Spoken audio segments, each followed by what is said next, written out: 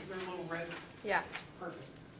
When you did the negative NPV, Yeah. and you like listed off like the other things you could do, Yeah, before. I'll go through it right now. Oh, that's that. Yeah, Okay. yeah, yeah. And then I'll list out what, you're, usually in the book, it just tells you, okay, you get a negative MPV, you reject it. You get a positive MPV, you accept it. That's not the real world. Okay, there's iterations that you have to go through decision rules. So this is the investment decision-making matrix.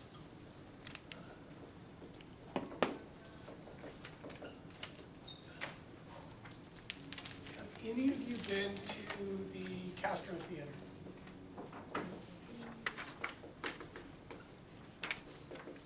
Anybody been to the Castro Theater? No. Are you serious? What does it say? The second one? That's iteration one. Iteration. You've never been to the Castro Theater? No. Oh my God. What is it? It's right over the hill.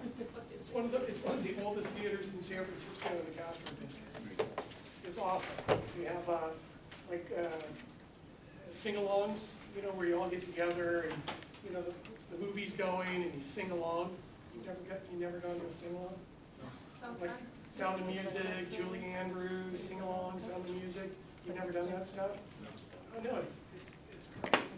So what we're gonna do here is we're gonna do a Larry Finance sing-alongs. We're gonna sing along as we go through these exercises. Do something a little different. I don't have her voice, but I think it's just as much fun.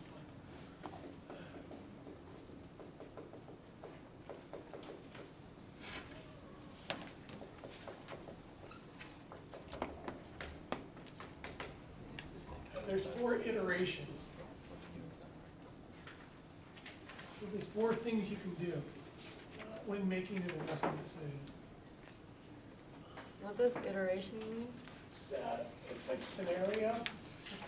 You go through, you know, if the first attempt doesn't work, then you try something different, you try it again, you see if it works, you do it again, see if it works, and then the last time, if you try it again and it doesn't work, then that's it, you get up and, you know, give up.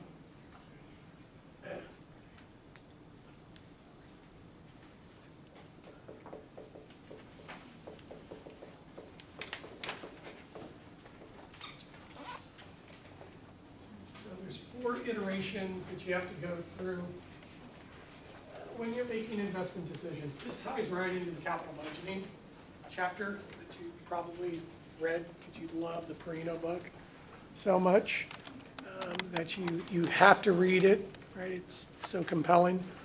And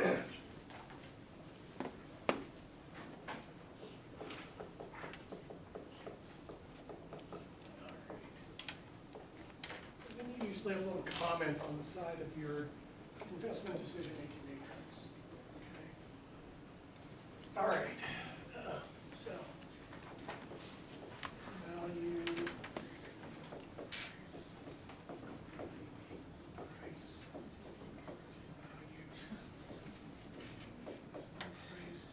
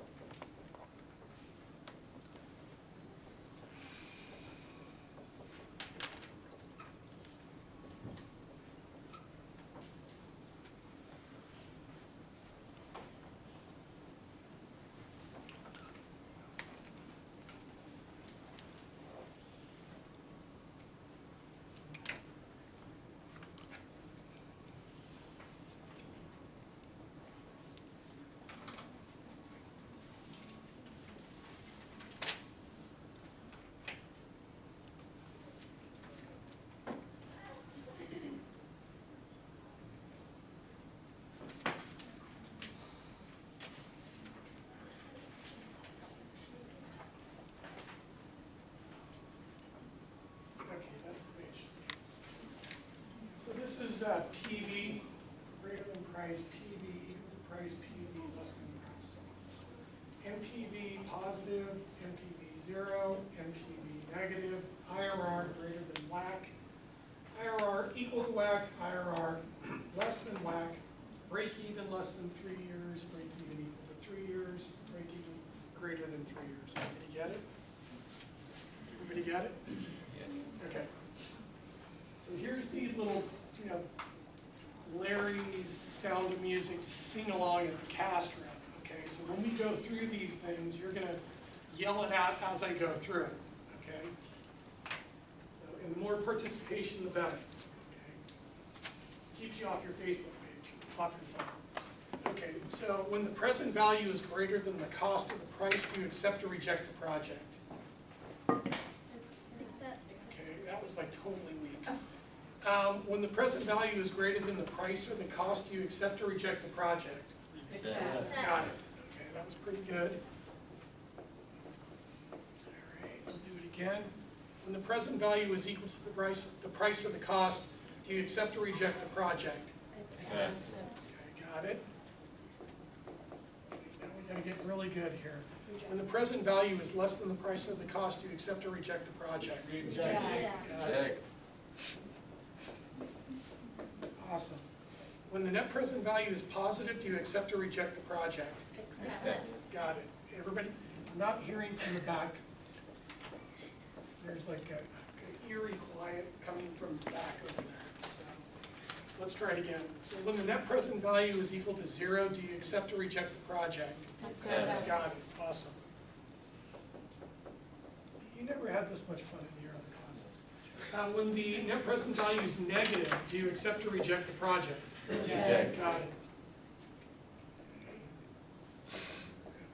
Now, when the internal rate of return on the project is greater than the weighted average cost of capital, do you accept or reject the project? Accept. Got it. Okay, then a little weak. If you were at the Castro, you would be, probably wouldn't, they wouldn't even let you in, because you guys didn't sing loud enough. When the internal rate of return is equal to the weighted average cost of capital, do you accept or reject the project? Accept. A little louder. I'm not hearing everybody participate. This is where you're, when you verbalize and scream stuff like this, it basically imprints, the knowledge into your brain in a permanent manner. That's why you always read your stuff back, read your memos, read your, practice your presentations. When the internal rate of return is less than the weighted average cost of capital, do you accept or reject the project? Reject. Okay, I like it.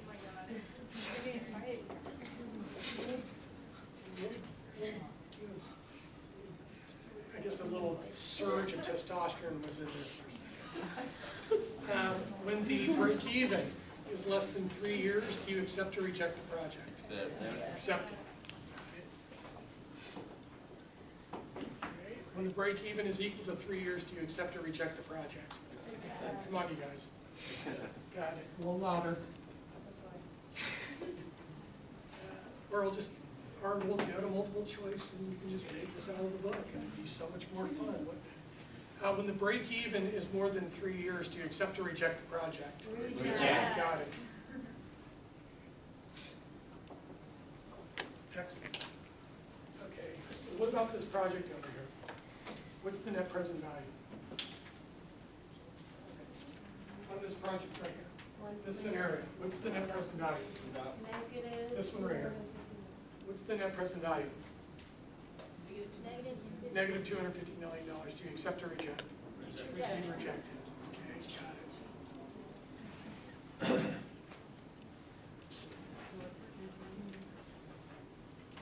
Got it. So here's the deal.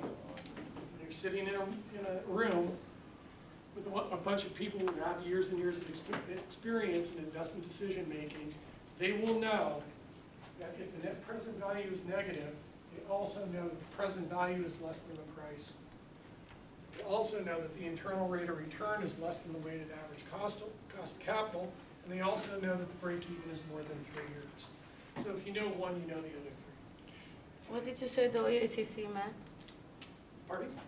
The OEACC, what does it mean? It's the weighted average cost of capital. It was on your pretest. Basically, it's the discount rate. It's the required rate of return by most large corporations. What they'll do is they'll take their liability side of their balance sheet, they'll figure out, the dollar amount of their short-term, medium-term, and long-term liabilities. They'll basically sum them up, divide them back into weights, and then they'll basically calculate a weighted average for each of the cost of capital for each of those liability components. So the weight of the short-term debt times the cost of the short-term debt, weight of the medium-term debt times the cost of the medium-term debt, and the weight of the equity times the cost of the equity. And they'll calculate a weighted average cost of capital. And they end up using that weighted average cost of capital as the discount rate in the discounted cash flow models that they're using to calculate the present values based on whatever they're trying to buy. It could be a piece of real estate, could be a company, could be a piece of equipment, could be could be many different things. But in investment decision making, if you know one, then you know the other three. So if I know that my net present value is negative, then I know that the present value is going to be less than the cost or the price of the project. I know my internal rate of return is less than the WACC, and I know that the break even is going to be more than 3 years. Okay. If I know that the present value is greater than the cost or the price, whatever it is I'm buying, I also know that the net present value is positive. I know that the internal rate of return is greater than the WACC, and I know that the break even in this case is less than 3 years. Those are our investment decision making rules. And I also know that if the present value equals the price or the cost of the piece of real estate of the company, I also know that the net present value is 0, the internal rate of return is equal to the WACC, and the break even is equal to the 3 years. Some tech companies want to reach break even in a year. A lot of established companies use 3 years as their break even point. The sooner the better in most cases. But that's basically the decision rules. Okay. So what's for this investment, what's the net present value? I'm just going to keep asking it until I basically get answers. So what's the net present value here for this one? Negative. Would you accept or reject it? Yeah. Reject it. Got it. Okay. So but we really want this company. Okay. You're the board of directors, you're the investment committee, senior level managers. You guys basically went and did the analysis, the investment underwriting, collected all the data, ran all the Excel spreadsheets, put all the data in, ran the investment decision making rules, and came up with a rejection, and had to unfortunately go to the board and say, I'm sorry. We did all the research and we came up with a negative net present value. We think you should reject the project. But there's always one person or a few other people that say, you know what? I think we should. I really like this company. I think there's something there. I think we should. I think we should still buy it. But can you do us a favor first? Can you go to the seller and see if you can get a price reduction in the amount of the negative net present value so we can make it work? So what happens if I can get a price reduction? I can go back and negotiate. I can go back and negotiate a price reduction.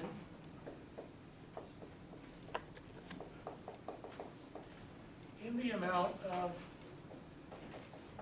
the negative net present value.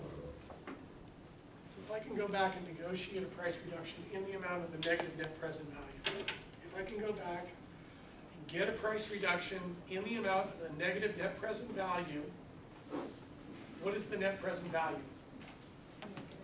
Positive, 0, or negative. If I can get a price reduction in the amount of the negative net present value,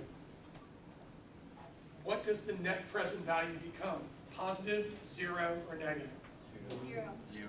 0. Okay. And if I can get it to be 0, am I going to accept or reject it? Accept.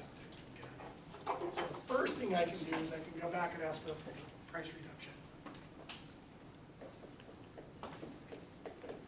And if I can get the price reduction, then my net present value in the amount of the negative net present value My net present value is gonna be 0, and I'm gonna accept it. Now, how many people have ever been involved in a negotiation? 1, 2, 3, 4. Got it. And how many negotiations have you ever been in where you go and you say, hey, I want, 250 million bucks off the selling price. Will you give it to me? Oh yeah, I like you. Is that going to happen? No. No, it ain't going to happen. So what's the probability of getting a price reduction in the amount of the negative net present value? What's the probability? What's the probability of getting a price reduction in the amount of the negative net present value? What? I said it's probably not gonna happen. Probably 0. Okay. So now you got to go to iteration 3. You probably ain't getting it. You'll probably ask for more, see if you can get it. But if you can't get it, you can't get it. So iteration 2 doesn't work. Okay. So you got to go to iteration 3. So iteration 3 is when the boards of director or the senior level managers or the investment committee goes back to you, the team, and says, you got to go back and re-underwrite it. You got to go spend another 2-3 weeks, to re-underwrite this acquisition to see if you either made a mistake, didn't collect enough data, or maybe some of the data that you needed just finally came in over the last 2 weeks that you were putting the presentation together, and now you can put that into your analysis, and maybe that'll make it work. So they're going to ask you to go back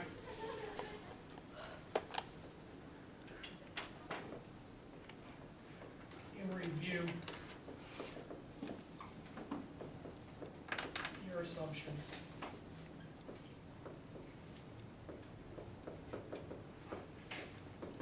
So they're going to ask you to go back and re-underwrite it. Go back and re-underwrite the assumptions. Now on your piece of paper here, there's a section that says assumptions.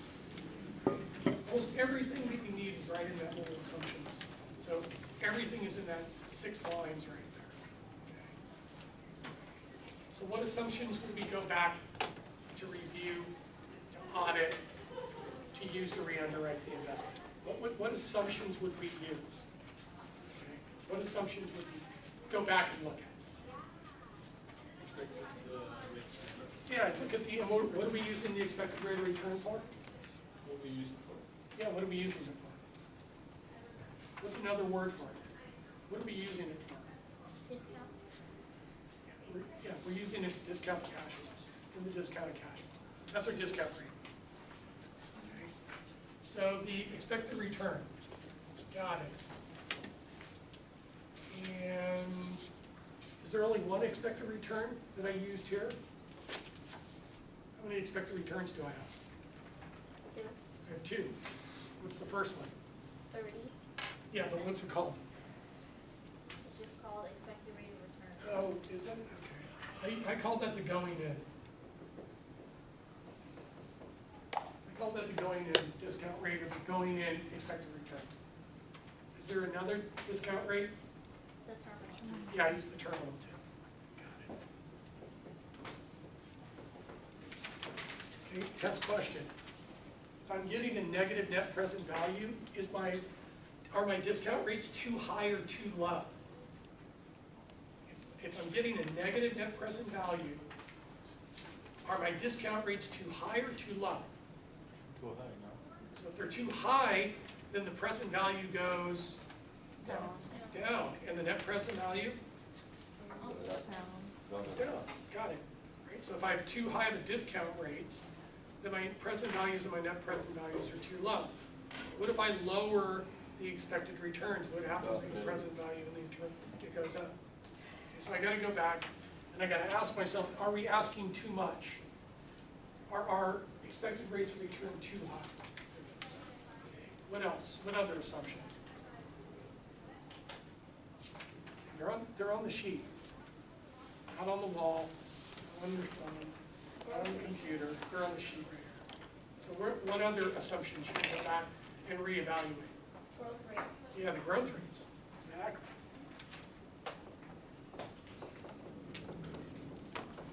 And there's a bunch of growth rates, aren't there, that we use in all of the models.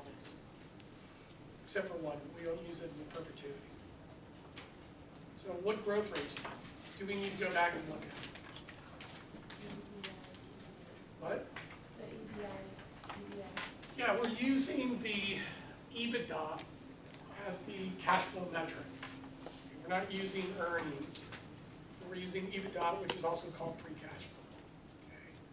So we're going to go back and look at the EBITDA growth rates. There's like 3 EBITDA growth rates in there. Free cash flow, Yeah, well, the EBITDA is the free cash flow.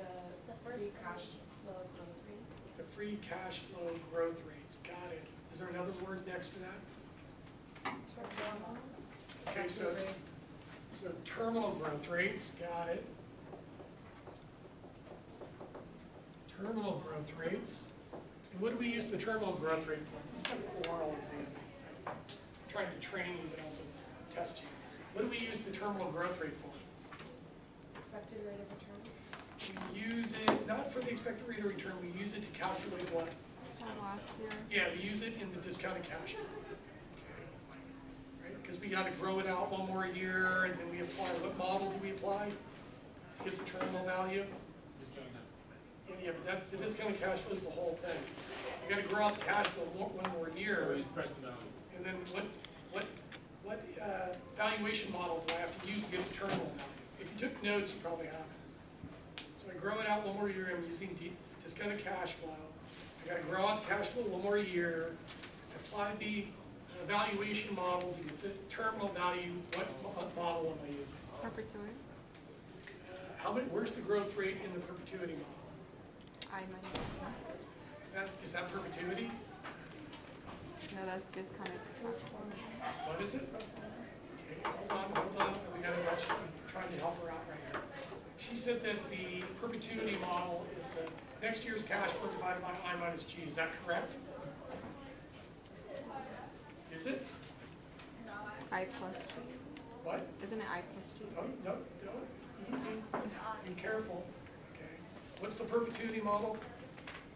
What's the perpetuity model, what is it? It's the, yeah, it's next year's EBITDA free cash flow, whatever, divided by what? I, which is Discounted. the discount rate, and we're using what for the discount rate? What? Expected return, exactly, okay. So we're gonna use the terminal growth rate for what model? I'm just gonna, this is the way life is, okay? We just ask a bunch of questions, and you just answer the questions based on what you know. That's it. And if you answer the questions right, you win. And if you don't answer the questions, you don't win. So what model do we use? Where do we use the terminal growth rate? What model do we use it in? We just mentioned, we just said. Now, perpetuity, not the discounted cash flow. We do use it to calculate what in the discounted cash flow. We use the terminal growth rate to calculate what in the discounted terminal value, using what model? Now, the present value is the discounted cash flow model. We're using another model to get to the terminal value. What is it? Multiple approach. What is it? Anybody else? The Gordon growth model.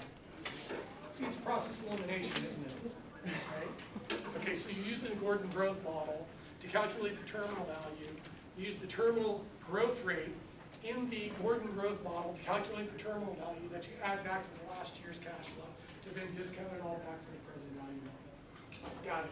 Any other growth rates? What? Pro forma? Cash flow. Got it. Pro forma growth rates. Got it. And how many pro forma growth rates were there in the example? How many pro forma growth rates were there in the first problem? Four. Got it.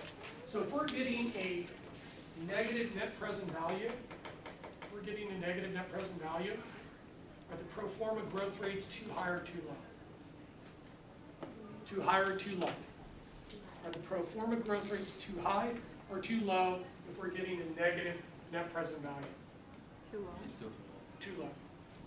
Too low. Right? Because when the growth rates go up, what happens to the values? When the growth rates go up, what happens to the values? Go up also. When the growth rates go up, what happens to the values? When the growth rates go up, what happens to the values? Go up. They go up. When the discount rate goes up, what happens to the values? They go down. When the growth rates go up, what happens to the values? Go up. They go up. When the discount rate goes up, what happens to the values? No. They go down. When the growth rates go up, what happens to the values? Go up. They go up. You get it? Okay. It's just, these are just rules that you need to memorize. Okay. When the terminal growth rate goes up, what happens to the terminal value? Go up also. When the terminal growth rate goes up, what happens to the terminal value? It goes Go up. Got it? And what happens to the present value? Go up. It goes up. And what happens to that present value? Go up. It goes up. Got it? Okay, you guys got it. All right. All right. So what other growth rates are there?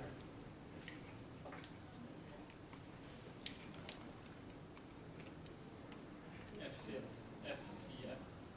That's the free cash flow pro forma growth rates. We already did that.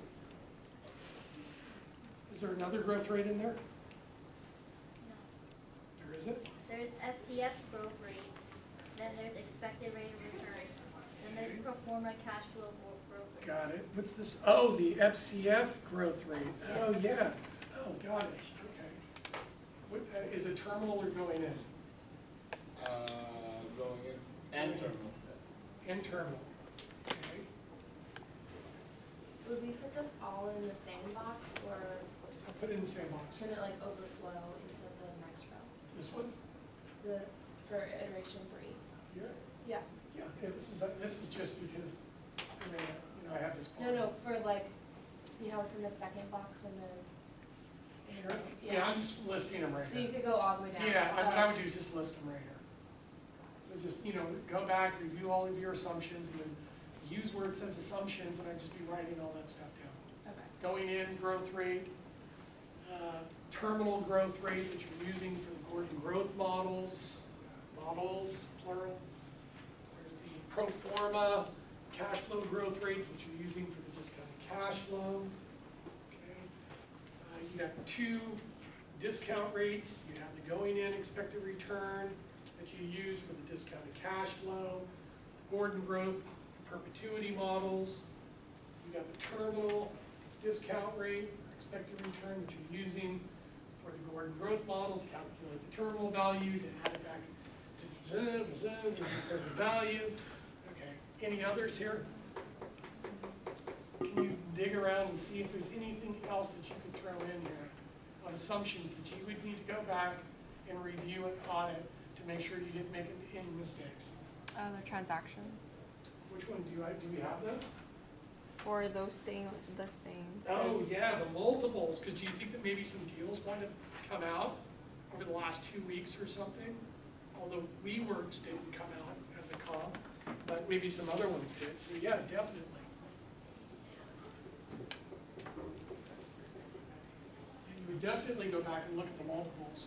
Start calling everybody and trying to find out if any companies have basically been sold and what their multiples were, their free cash multiples were that sold. That was good.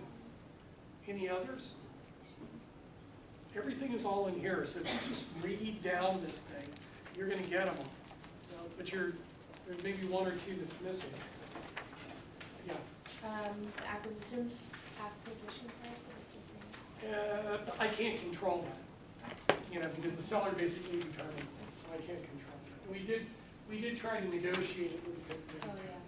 But if I was buying a piece of real estate, this was a piece of real estate, when we were at the developer, I would definitely go back and review my development costs and see if I could reduce my costs by renegotiating with the general contractors and subs, see if I could get materials for cheaper, go back to the city and renegotiate the permits and the infrastructure. So I could probably do that in the real estate, not in this case. Is there anything else under the assumptions that we should probably take a look at?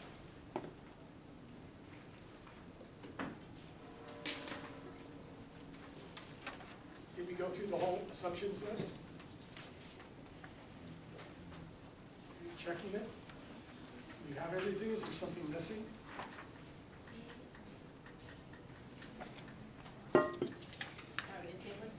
Look over here. missing? You could adjust the holding period, you probably wouldn't, because we are an opportunistic buyer of these tech companies. And when we buy these companies, we use a 3-year holding period.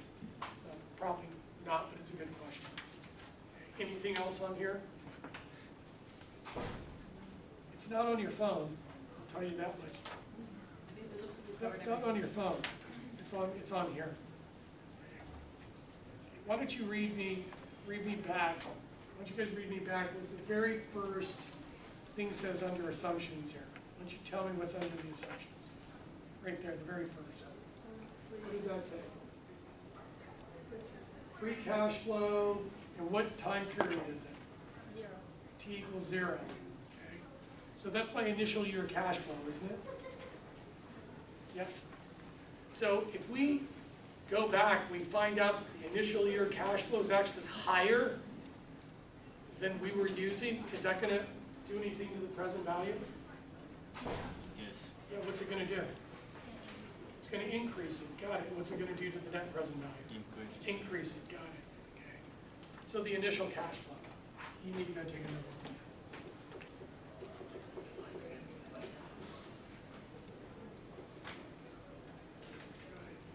Anything else on here? I think that's all of them. So we're going to reevaluate the going in and the terminal discount rates. And if there's a negative net present value, then the discount rates are what? Too high or too low? Okay, come on, you guys. This is it. This is it. Too low. If the discount rates are, if I'm getting a negative net present value, are my going in and terminal discount rates too high or too low? Too high. Got it. And what about my growth rates? My going in growth rates, my terminal growth rates, and my pro forma cash flow growth rates? Are they too high or too low? Too low. Come on, say it. Too low. Too low, exactly. So again, when you have a negative net present value, your discount rates are too high. If you're getting a negative net present value, your growth rates are too low. Got it. And what about the multiples? If I'm getting a negative net present value, are the multiples too high or too low? Too low. Too low, got it. And then what about the initial cash flows? If I'm getting a negative net present value, is my initial cash flow too high or too low? Too low. Too low, got it. Okay. I know that's brutal, it was torturous, but that's the exercise. Okay. Everybody knows this stuff, right? Because they went to Stanford. Right? The Stanford people know this stuff. All right. So I have some bad news. You went back, you spent 2 weeks, you basically re-underwrote everything, re-evaluated all of your assumptions, and you still get a negative net present value. You have one more iteration, one more option. There might be some others, but this is the only one I can figure out.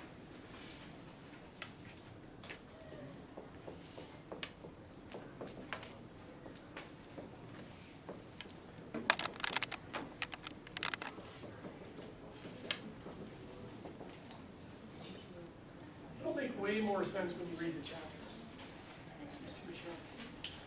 All right. You got to calculate what is called a real call option. Remember when we did those memos, like options trading, the call option, if you think that the price is going to go up in the future, you got to buy a call option. It's basically the same thing, except that the option that you're valuing is not a 3-month option, it's a 3-year option. So it's called a real option. And what's really interesting about the book is the book talks about real options in like chapter 22. Perino doesn't use real call option theory, and it's in the capital budgeting, decision-making, or investment decision-making process. When calculating real call options and including them in investment decision-making and capital budgeting has been around for like 20 years, but the book doesn't do it and buries the real call option in chapter 22. Real call option valuations is an augmentation to capital budgeting and investment decision-making. So to not include it or tie it together is a flaw in the law. So real call options. Okay. Real call options look something like this.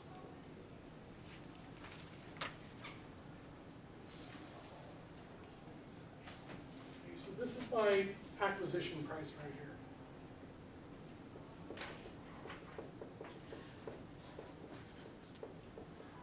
Which is also called the exercise price in option theory. And here, when you buy a call option, you have to pay a premium.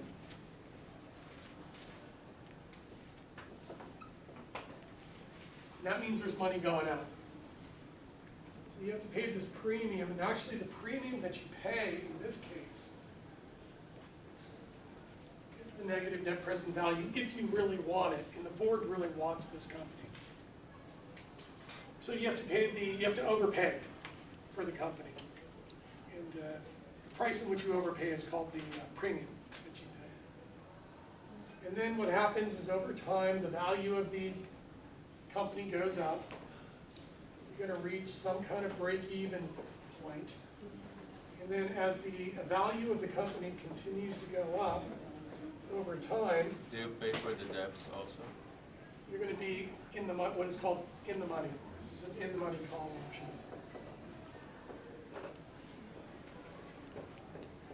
Because basically I bought it here. Actually, I bought it here, right? But I can sell it for this. And what kind of company is this? Tech. It's a tech company. And what kind of tech company? Startup. It's not a startup. It says it on the paper. What kind of company it is? Software consumer products space. Yeah, it's a software consumer products company. Now, are tech companies volatile? Are they steady as she goes?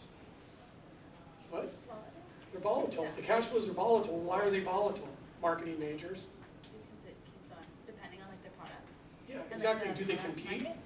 Yes. Do they compete? Yeah, in a fierce competitive environment. So their cash flows become volatile. And what happens if the products enter the early majority adoption phase? What happens to the revenues? Goes Goes up. up. It goes up. Does it go up or does it go up a lot? It goes up a lot. And if the cash flows go up a lot, what happens to the valuations? Goes up. They go up significantly. So we could buy this company, and the cash flows and the volatility, right? And then all of a sudden, the company scales and the valuation goes to the roof, and the company's basically a unicorn. We're paying, 10 times, 20 times, 100 times their free cash flow multiples, maybe even 1,000 times their free cash flow multiples, because they know that the company's going to scale at some point in time. Okay. So when you're calculating these real call options,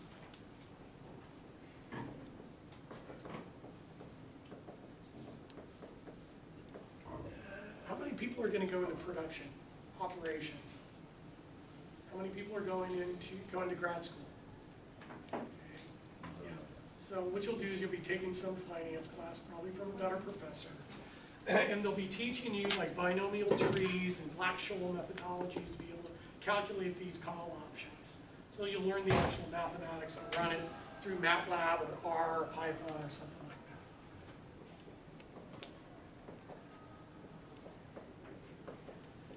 So the Black-Scholes option pricing method. Fisher-Black and Myron Scholes won the Nobel Prize in coming up with this mathematical equation to basically value real call options and real options, call options and real options.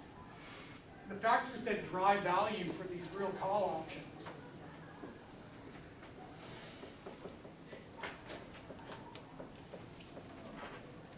first is management decisions. Does management add value to an enterprise? Absolutely. The franchise value is created through really good management. So management decisions. When are we going to buy the company? Should we wait to buy it? Should we build it ourselves? Should we buy it next week? Should we buy it in a month from now? Should we pre-negotiate a sales price and buy it in 3 years from now? That ability to be flexible in your management decisions actually creates value for these real call options. The other is time value. How long are these options? 3 years. 3 years. This is a 3-year period. So the longer the time, the more time value there is, which adds to the value of the call option. And then the last one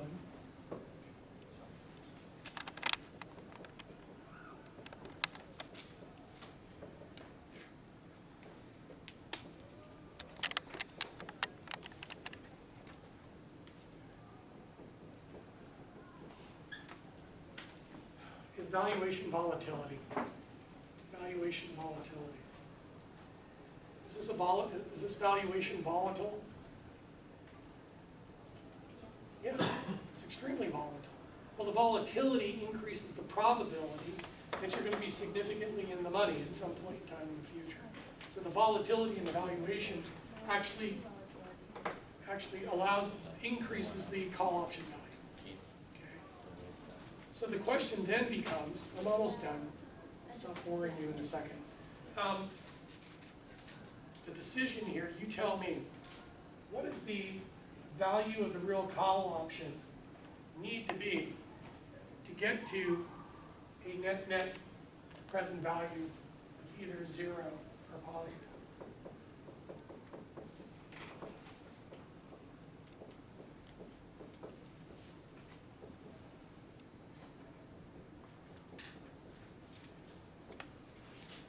What does the value of the real call option need to be to get to a net present value of either 0 or positive? Now, come on, you guys. Go back, study this. See if you can find the answer on the board. What is the value of the real call option need to be to get this thing to work so that we can buy this company? Say it. How much? How much? 250 million. Right? So it's actually the negative NPV. So the value of the real call option at minimum needs to be the negative net present value. So if we calculate the real call option, and the real call option value is 250 million, then what's your net present value? 0. And if it's 0, do you accept or reject it?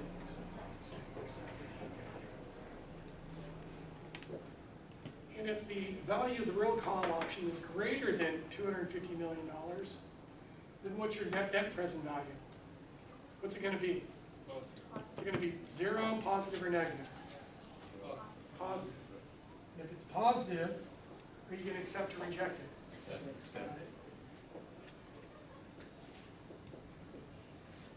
And if the value of the real call option is less than the negative net present value of $250 million, then what's your net present value?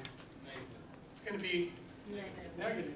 If it's negative, do you accept or reject it? Reject. Reject it. Okay, sorry about that. Didn't mean to torture you that much. Apologize for being so rude. I needed to go through the methodology totally in detail so that you could get the concepts. So let's just review it. So if you run the analysis, you run the valuation methodology, you come up with an intrinsic value. And if the intrinsic value is greater than the acquisition cost or the cost, then you get a net present value that's positive, then you're going to accept it. Boom, you're done. Okay. But if you get a negative net present value and you still want the project or the company, you got to ask for a price reduction in the amount of the negative net present value to get the net present value to 0. And once you get it to 0, then you can accept the project. But if you can't get the price reduction in the amount of the negative net present value, then you got to go to iteration 3 and you got to go back and review all of your assumptions that you used in your valuation methodologies. You got to use, look at your expected returns. Maybe they were too high. I got to look at my growth rates. Maybe they were too low. I got to look at my initial cash flows. Maybe they were too low. I got to look at the multiples. Maybe I didn't find enough deals that went down currently to justify a higher multiple and a higher valuation. And if still, after you've done all of that, and you still can't get this net present value to go positive, you got one more option, one more iteration. And you basically got to calculate the real call option valuation using either the Black-Scholes or the binomial tree method. And you gotta evaluate, you gotta calculate the valuation, put in all that data, calculate the probabilities of the added values due to management decisions, the time value that's created by the time period you actually make the decision, and then you gotta calculate the volatilities, standard deviations, variances, and to be able to figure out, you know, what the valuation volatility is, and then pump it back into the models to calculate the real call option.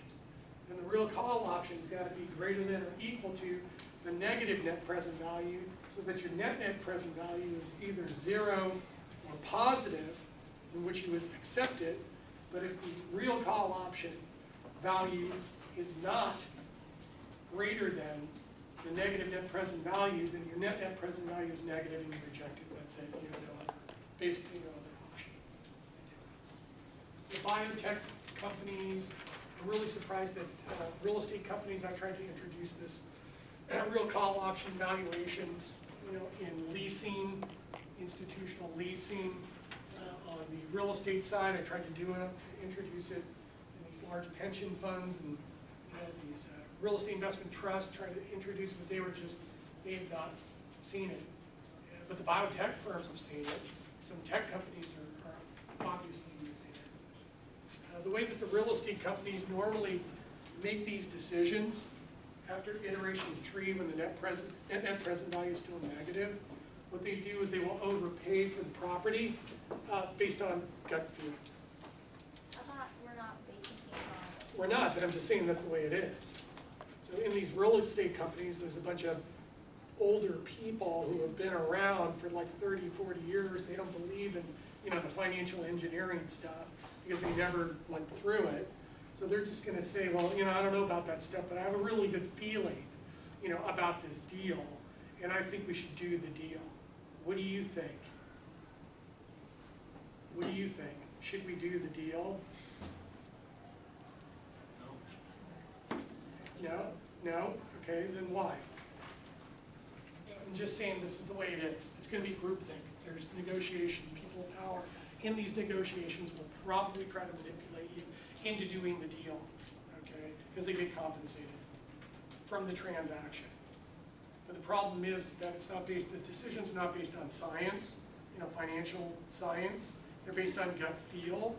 And what you end up finding out, which we found out from CalPERS up in Sacramento, that basically we're manipulated by a corrupt board, that basically we're approving these huge multi-billion-dollar real estate transactions, and after the financial crisis found out that they lost over $132 billion of your parents' money or something like that because your parents were probably part of CalPERS or CalSTRS. So their investment decisions, their decisions at the end of the day were not based on science, they were based on politics. And then we found out that they were getting paid under the table from people outside to make them approve these deals so that they would get kickbacks on the transactions, because we're talking about maybe $1 billion, $2 billion. You know, this is what, 1.2 billion, right? So these transactions are really big. So I have to throw in the ethics piece in here too, because you'll be, at some point in time in your career, you'll be dealing with millions or maybe billions of dollars, and then it's going to be an ethical or moral decision on your part to stand up to the science or be manipulated by power. How much time do I have? 30? We can get started on the next one. So this one's, yes? So for the first one, That's really the first, and this is basically answer for the seventh, page 7. Yeah.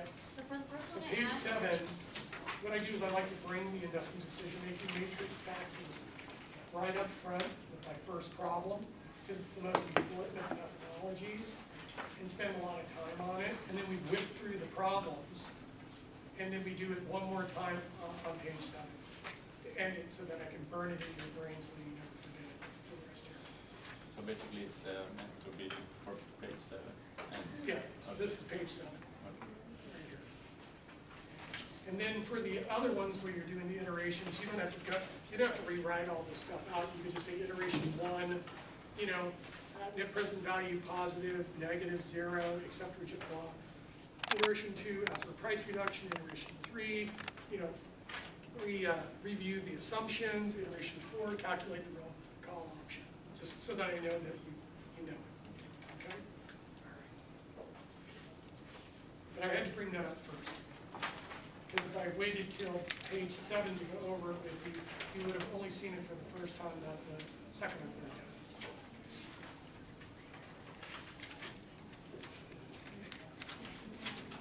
What? Yeah, I understand. Accounting majors under a lot of pressure, because they have to maintain their GPA to get accepted at the big. Okay, so the second one is a business investment banking. We were hired as a consultant. We're basically investment banking. We do a lot of things. We trade, we do investment banking, we consult currencies and equities, fixed income, we do portfolio management, we even design around technology, we also design around products. We do a lot of different things. But we were asked to do a traditional investment banking because the company hired us and wanted to figure out, is it worth it for us to buy this company? This company is different. So the top part is exactly the same. But the assumptions are this is a large cap tech company in the hardware, software, cloud, mobile, global product and services. What kind of companies does this sound like? Deutsche Telekom. Huh? Deutsche. Yeah, like Deutsche, Siemens, IBM, maybe not Salesforce because they don't do hardware. Everybody's doing cloud. So all of the top established multinational corporations, and you're basically in the finance department. You do financial planning and analysis, which is also called FP&A, where you basically are an internal investment banking unit for the multinational corporation. And that's all your job is to go out and find companies to buy or merge with and do all the valuation work around it. And you obviously probably have a 5 to 10 year background experience working for Bain or McKinsey, or Boston Consulting Group, or maybe Goldman Sachs, JP Morgan, or one of the top investment banks. I'm sorry, I have to talk like this because I think that some of you may actually go on and do some private equity or public equity at some point in time. So I have to train you at that level. Okay. So we're going to go back and we're going to do the valuations. Okay. So since I've already taken you through this, then you know where all the assumptions are. So we can probably get through this pretty quickly. Okay.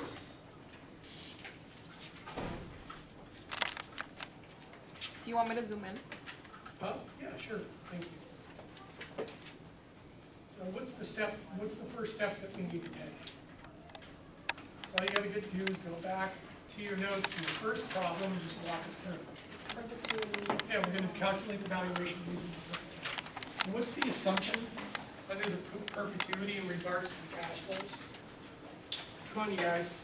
Remain flat. What's the assumption Remain under flat. I'm trying to get some people to that. What's the assumption about the cash flows under the perpetuity law? Stays at a constant value. Yeah, they remain flat for that. You just get for yourself. And how do we calculate the valuation using the perpetuity?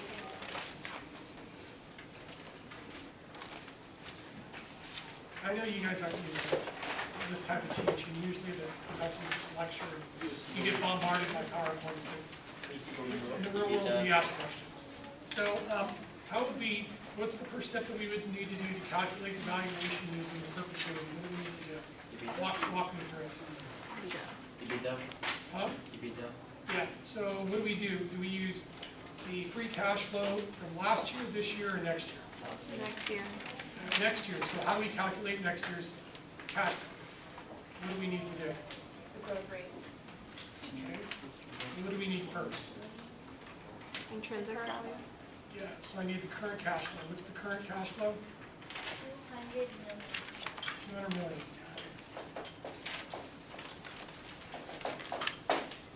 So the EBITDA EBITDA that we're using is we're gonna use the current cash flow.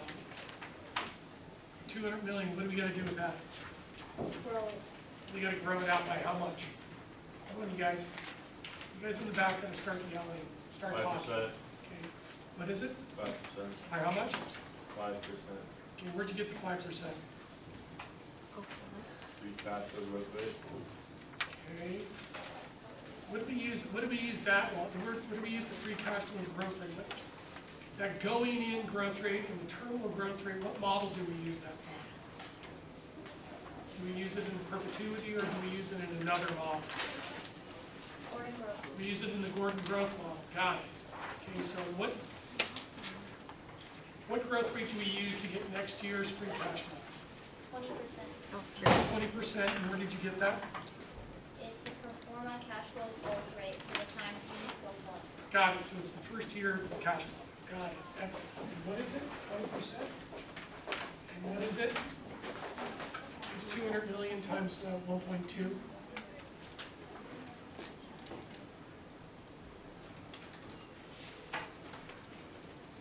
Do you guys have your calculators up? Please, pretty please. I know it's a night class and it's an hour and a half. So probably burnt you guys out, but stay focused. 240. 240, got it. Now what do I do with 240? Do I multiply it by something, divide it by something?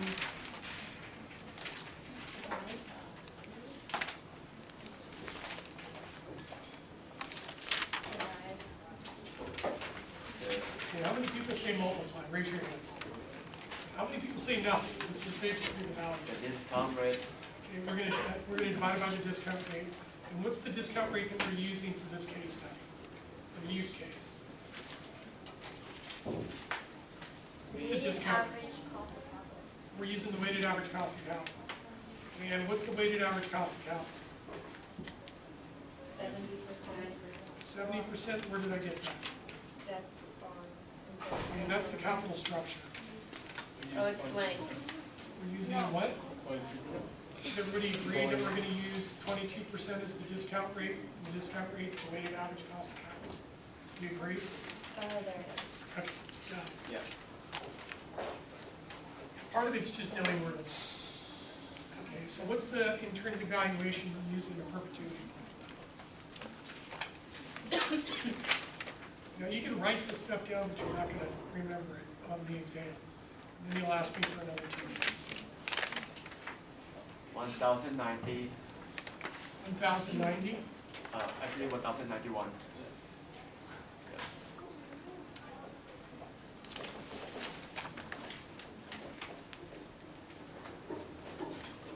So basically 1.1 billion. Does that sound right?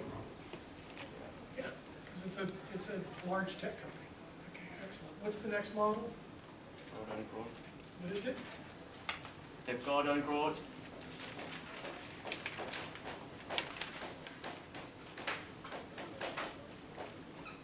What is the Gordon growth model also called? Sure. What's it also called? Constant. What is it? Constant. Yeah, it's the constant growth. Yeah. How does that go from 1 point, oh, I just rounded it up from millions to billions. I like to switch back and forth. Do you think when you're in the meeting, people will be switching back and forth between millions and billions? I hope not. What? I mean, I hope not. I Well, like where are you consistency. gonna go work? You go work at Salesforce, they're talking millions and billions. You work at BlackRock, they're talking billions and trillions. I mean, these are large corporations. That's why you came here, because this is what we teach people. Okay, so what do we have to do now for the Gordon growth model?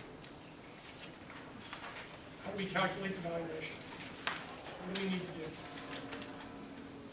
200 million. What? 200 million. Huh? Start with EBITDA. We would use the next year, We're gonna use the next year EBITDA guide, which is how much? 240 million. 240. Got it. And then, now what do I do? We're gonna I multiply by,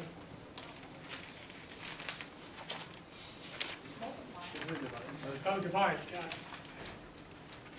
Excellent. And what do I divide it by? Discount minus growth rate. Discount rate, what's the discount rate? What is it? 0.22. Got it, and then what do I do? Minus. Minus.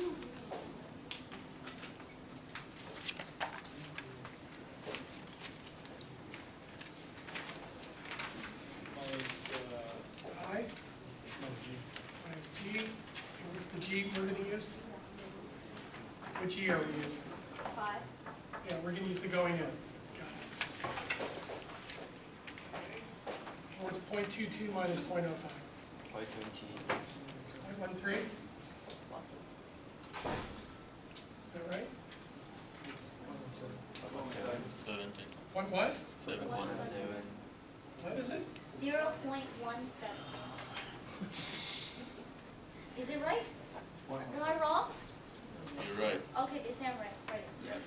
0.17? Yeah. Okay. So it's 240 million divided by 0.17. 1,411. What is it? 1,411. How much? 1,411. 1,411. Actually, 12. Something over here, but I'm not. What is it? 1,412. Rounding up. Thank you. Sorry, guys. I think I got the flow. So now what do we do?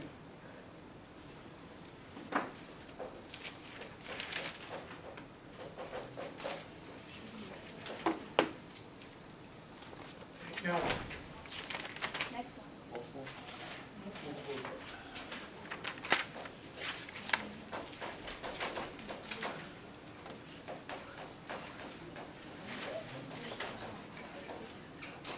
now what do we do?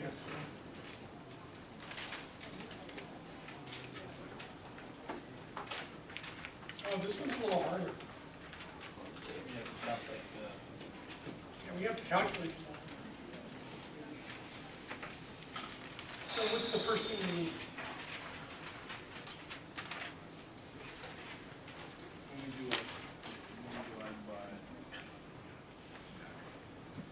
Yeah.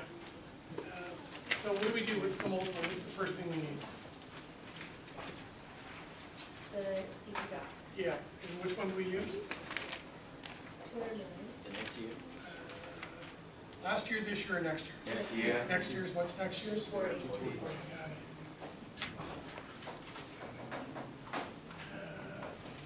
Here, there's no discussion.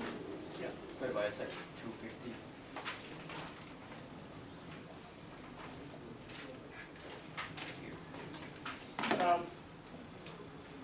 Christian made a comment that there's no multiples here. There's no multiples given here. What did you say? What was your solution? We have to calculate by doing 1 divided by the, what was it? The going rate. He recommended that we do the 1 divided by the going in. And the discount. So you said 0.22. Yeah. Okay. And then the discount. Let's try that Yeah. first. So what do we get? So what's 1 divided by 0.22? 4.5. What is it? 4.5. 5 times. And then what is 240 million times 4.5? What do you get? 1,080. 1,000, how much? 80. 80? Yeah. Take this out a little bit more. How many, take it up a few decimal points. So what's 1 divided by 0.22? 4.55. What is it? 5.5. 555? It's 4.545454 terminated. Like that. So what's 4.545 times 240 million?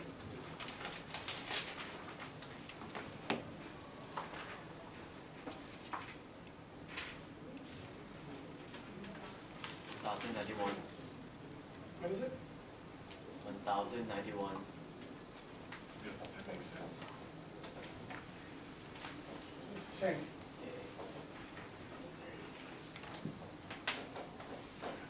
You're getting close. Do you think the cash flows are gonna grow at a constant rate forever for this company? It's a large cap tech company in the hardware, software, cloud, mobile, global product services. Do you think it's gonna, cash flows are gonna grow forever?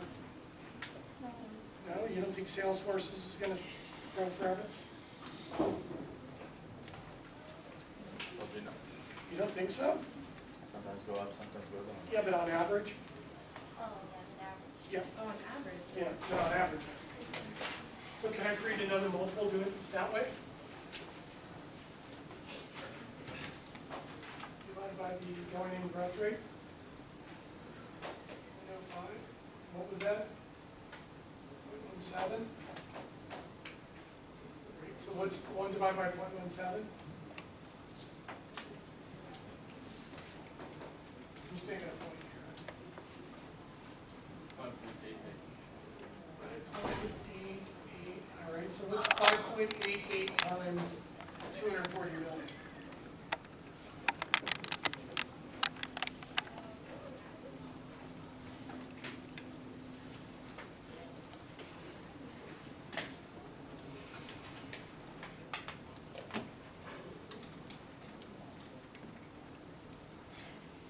Can you do the mathematics for me? Can you calculate it? 1,400. What is it? 1,411. 1,411 Yeah. or 12? Which basically gives us the Gordon growth model. Christian, I think you were onto something, but up here under the multiple, right here, where it says multiple approach, attention to detail, right here, Okay. it says calculate the multiple using a 12% expected return. Got it. So how would I calculate that? You would do 1 divided by 0.12. Got it. And what's the multiple that I get? 1 divided by 0.12. So you're doing, so you're not using the one that we found? or- No, because Christian said, I think the solution is you take 1 divided by, the discount rate, or using the perpetuity model, or he didn't say that, but, or 1 divided by I minus G, it's 1 divided by something, Yeah. To get the multiple. I said, okay, well, let's do 1 divided by I, right? To get the multiple multiplied by the cash flow, we do the same as the perpetuity. Okay. If I take 1 divided by I minus G, which is 0.22 minus 0.05, which is 0.17, we take 1 divided by 0.17, we get 5.88. We multiply that by 240, we get 1412, which is basically Gordon growth. So we can't use these. It gives you right here, it tells you. Oh, so we should do divide by one? Yeah, it says right here, models use multiple approach, calculate the multiple using a 12% expected return. So the test question really here was, do you understand that you can manufacture a multiple by using 1 divided by some expected return? So people who are buying these kinds of firms in the marketplace are using an expected return of 12%. So we're going to use the market expected return. Is that always 12%? Or just in this case? It's just an example. Okay. And then, so what's 1 divided by 0.12? 8.3 terminating. 8.333, whatever. So it's 8.333 Yep. times right here, 8.333. What's 8.333 times 240 million? What's the valuation that you get? For the multiple? 1,999. What is it? 1,999, so like 2 billion.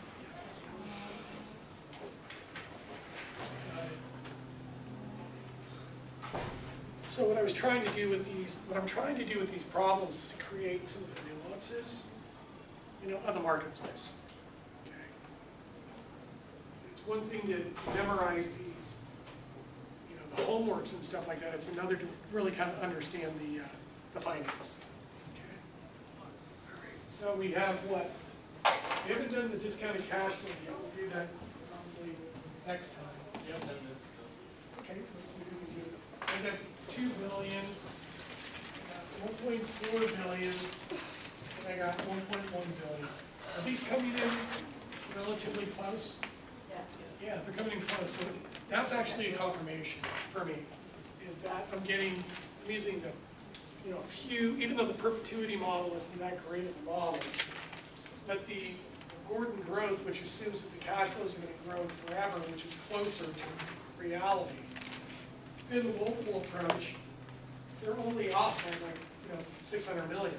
So that's pretty close compared to the last problem, which was, $1 billion spread, right?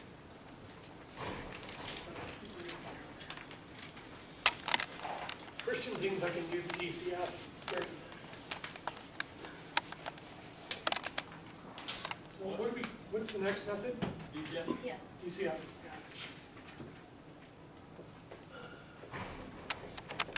Excellent.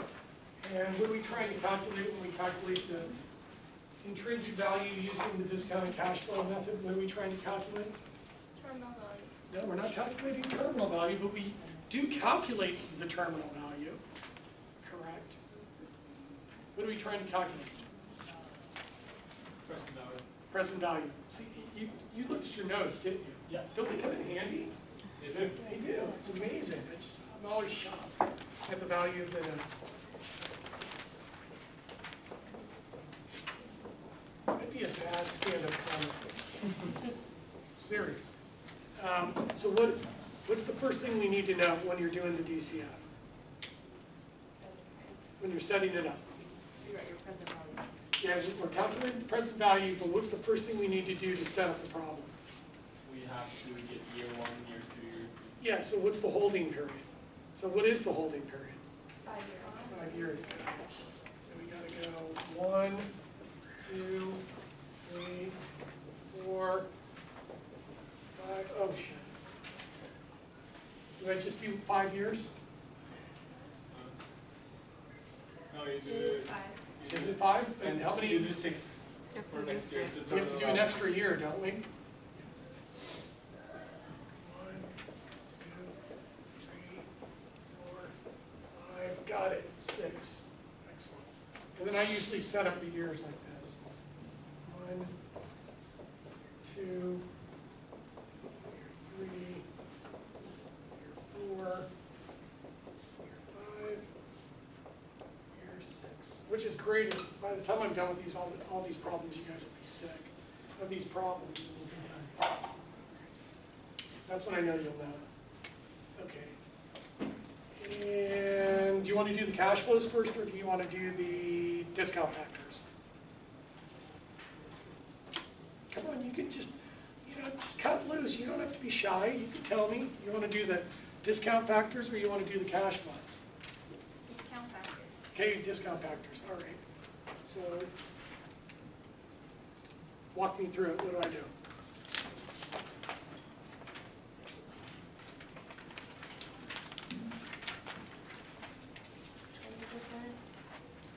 20%.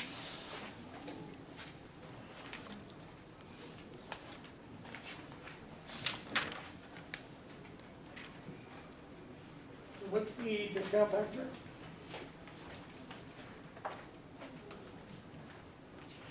What are we using as the discount rate? It's the WACC.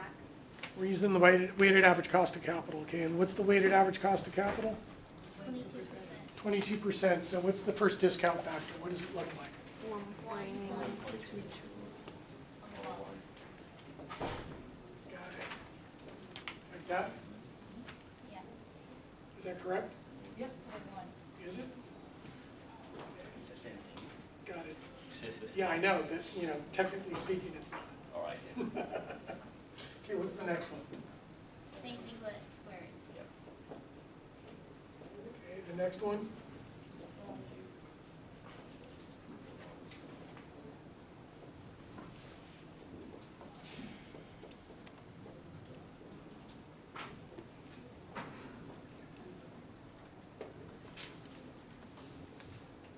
Like that? Is that the way it's supposed to look?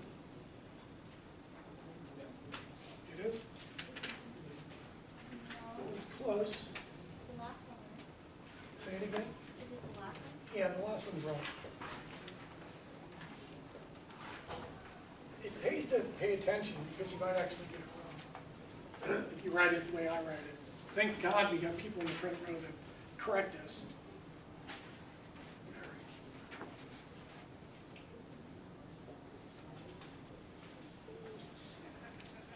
So what's this one? 0.21. What is this? Are we using that one? 2, 4. Yeah, who said that? Yeah, 0.24 Minus 0.3, right? minus, 0.03. yeah, So it's 0.21. yeah, because we're using the terminal discount rate and we're using the terminal growth rate. Got it. And that's easy. That's 0.21. Got it. Okay, so now what do we need? The cash flow number. Now we need the cash flows, right? So what's the first year cash flow? What you get? What is it? I'm just checking to see if other 1.1 people. million. Yeah, what is it? 240. 240. Got it, 240. How do I get year two? How do I get year two? What is it? 240 times 1 or divided by 1. Yeah, how do I get year two cash flow? Multiply it times the growth rate. Multiply it by the growth rate. What's the growth rate? The answers are here, on 20%. here. We're going to calculate it using what? 20%. What year is that? Year 2.818. Yeah, year two, we're going to use year two growth rate of 0.18 or 18%. Okay, so it's 240 million times 1.18.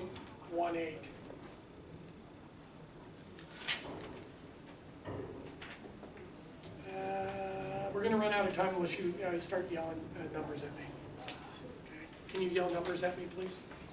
Can you do the calculations and scream at me the numbers as fast as you can? 283.2. What is it? 283.2. I'm going to round up. Okay, now what do we do with that? Multiply it By by what? 1.15. 1.15, got it, so it's 283 times 1.15. 325. What is it? 325. 325 million, got it, and then how do I get year four? Times 1.12. 1.12. Okay, and then what's 325 million times 1.12? 364. Is that correct? Yes. Okay, thank you. And then how do I get year five? You guys should all be calculating these discount factors right now. Right, so we can get to them and start doing the discounted cash flows, boom, get through it. Okay, so how do I get year five? 1.06. Got it. And what's 364 million times 1.06? 286. 286? No, 386. 386. Got it. Okay. Is that it? Are we done? No. Yeah, we got to do, come on everybody, we got to do what? Year 6. We got to do year six. And what do we, how do we grow that out? 1.03. 1.03? Yes. Got it. So it's 386 times 1.03. 398. 398. Like that? Yep. What's 398 divided by 0.21?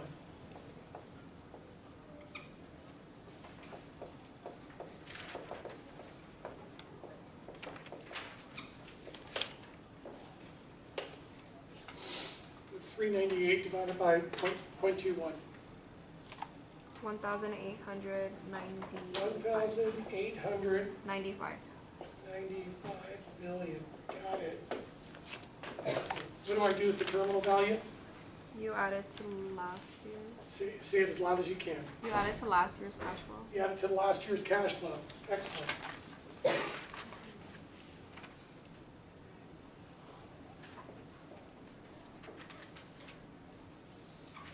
So what's 1895 plus 386?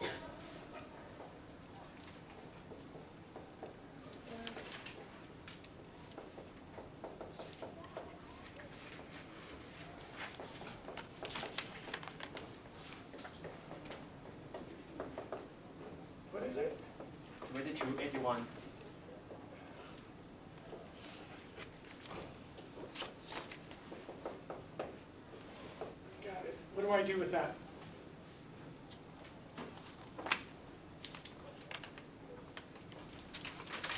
We did all that work. Whew, I'm exhausted. What do we do with it?